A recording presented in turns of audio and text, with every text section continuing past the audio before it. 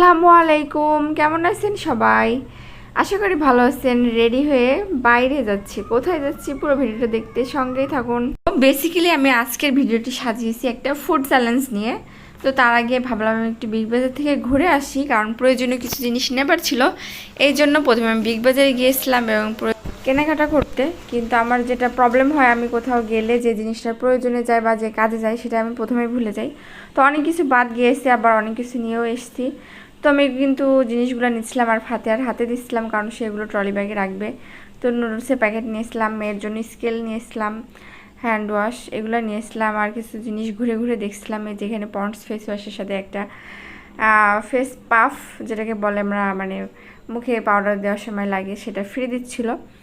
তো ওইগুলো কেনাকাটা করে কিন্তু আমি চলে এসেছি। আর এই যে আমি আজকে 100 টাকা দিয়ে একটা ফুড চ্যালেঞ্জ করবো, মানে 100 টাকা দিয়ে কী কী খাবার আমি খেতে পারি সেটারই ফুড চ্যালেঞ্জ। তো আমি চলে এসেছি চুয়াডাঙ্গা সরকারি কলেজের সামনে।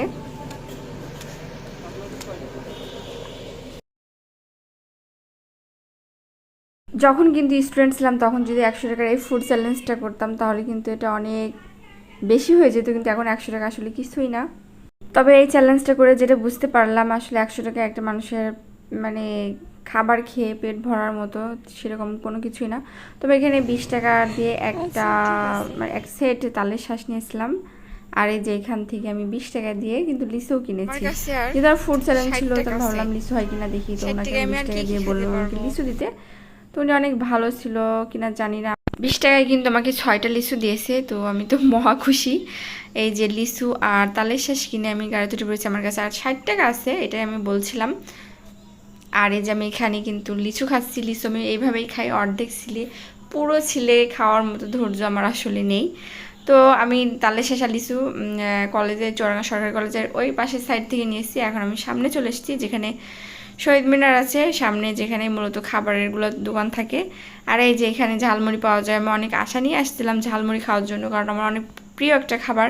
কিন্তু লোকটার ব্যবহারে আমি দোকান থেকে চলে যেতে বাধ্য হয়েছি।